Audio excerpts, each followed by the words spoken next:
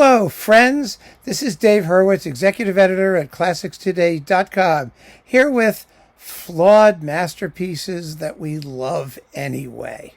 This was an idea suggested to me by Tim Page, who wrote a splendid editorial about his musings on the idea that there are some great pieces of music that, well, they have fabulous bits and less fabulous bits, and we should either redeem them by performing the good bits and forgetting the rest, or simply accepting them as they are, warts and all, and learn to love them. And I thought that this would make a really, really fun series. And we can sort of feel our way through it and see how we go.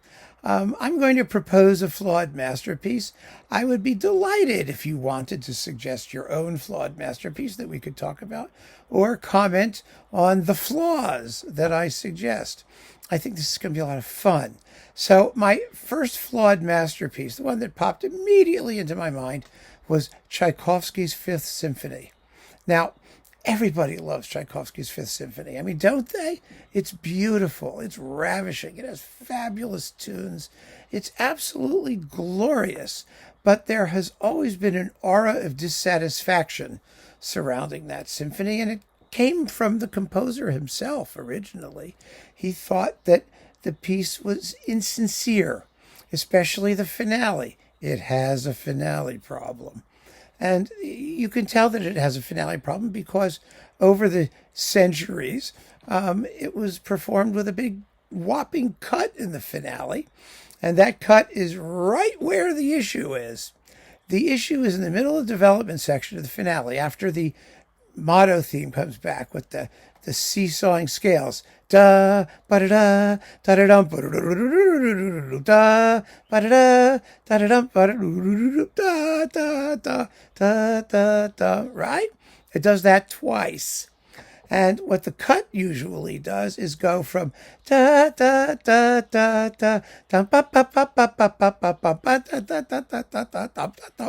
It goes back to the exposition and then all the way out, leaving out that whole middle section where it's going chunk chunk chunk chunk chunk chunk chunk do do do do do do do do do do do do do chunk chunk chunk chunk chunk chunk chunk do. It keeps doing that in alteration at different degrees of the scale. It's a giant sequence that makes you think that Tchaikovsky is trying to feel his way into what he's going to do next. And in fact, the English critic, Donald Francis Tovey, in his program notes said that the piece was the locus classicus for a finale that tries to go faster and faster, but winds up staying in the same place. That passage never goes anywhere, and it really doesn't. I mean, I never even really thought about it, to be honest with you, and I wonder how many people do think about it unless it's pointed out to them. Because Tchaikovsky's Fifth is like one of my family's favorite pieces of classical music. When we were on a family trip to London and Paris, we went to the Barbican and we saw Lauren Mazel and the London Symphony do it. The Rite of Spring was on the first half. It was lots of fun. And no one ever has an issue with it. We saw the New York Philharmonic do it. We saw the Israel Philharmonic do it. I mean, we did a whole family thing whenever Tchaikovsky's Fifth was on the program because we just loved it. And everyone thought the finale was just beautiful.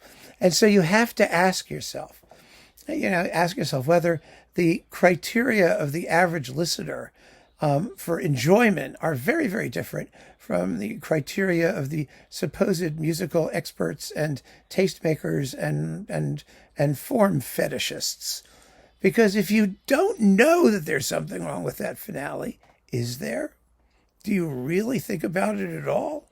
That's the interesting question, because it certainly hasn't damaged the piece's popularity. And even when it's performed with cuts, I strongly doubt that the people who are listening, most of them anyway, in the audience said, "Oh my God, there was a cut."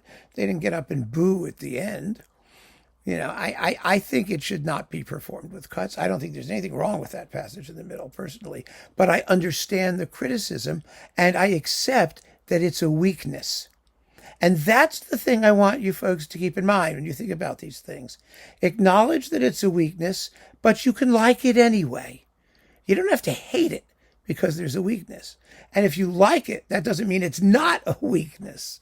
Let's try and be completely honest and sober in evaluating these things and have a conversation which gives the pieces their due, because nothing in this world is perfect.